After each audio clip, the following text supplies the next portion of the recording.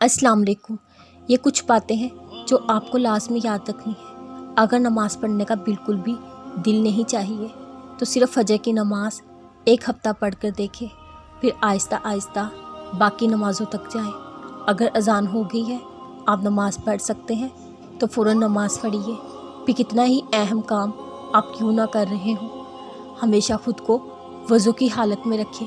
ऐसे नमाज़ पढ़ना ज़्यादा आसान हो जाएगा। जिस चीज़ की वजह से नमाज छूट रही है, जान लें वो शैतान की जानिब से आई हुई चीज़ है। आपको शैतान को हराना है।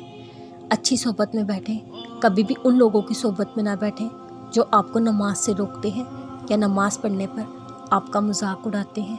इस्तिग़फ़ार करें। जब गुनाह हद से बढ़ जाते हैं, जब अल्लाह नाराज़ हो जाता है, तब इंसान नमाज से दूर चला जाता है।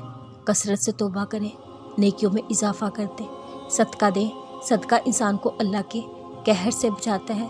अगर आपसे कोई गुनाह हुआ है जिसको आपको भी खबर नहीं, तो अल्लाह उसे माफ़ कर देगा, आपकी राह आसान कर देगा।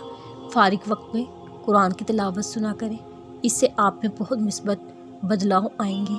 आपको वसवसों से सताना बंद हो जाएंगे। हक़ूक़ुल बात का ख्याल रखें। नमाज आजिज़ को मिलती है। जब तक आप में आजिज़ी नहीं होगी तब तक आपका दिल नमाज में नहीं लग सकता। गाने सुनने, फिल्में या गंदी वीडियो देखने से परहेज़ करें, क्योंकि ये आपको दिमागी और जिस्मानी दोनों पर कमज़ोर कर देते हैं। ऐसे आपकी फ़िज़िकल और मेंटल हेल्थ दोनों तबाह हो जाती हैं।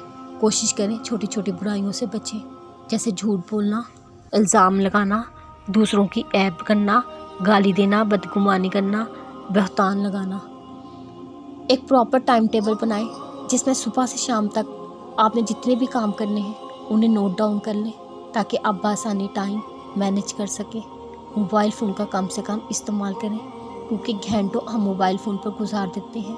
अक्सर औक़ात सिर्फ़ इसी वजह से हम नमाज नहीं पढ़ पाते। आखिर में यही कि अल्लाह से दुआ करें, अल्लाह आपको नमाज की हिम्मत और तौफ़ीक दे। इंशाअल्लाह आपकी मदद ज़रूर करेगा। दुख और तकलीफ़ क्यों आती हैं? ये जो दुख होते हैं हमें ज़िंदगी का दुरुस्त पता देते हैं, हमारे दिलों में एहसास पैदा करते हैं, हमें अपने रब के करीब करते हैं।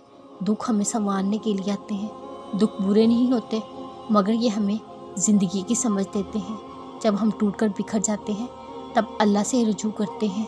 जब हमें दुनिया ठुकरा देती है तब अल्लाह को पुकारते हैं। सोचें, अगर दुख ज़िंदगी में होते ही ना, हम अल्लाह को याद कैसे करते।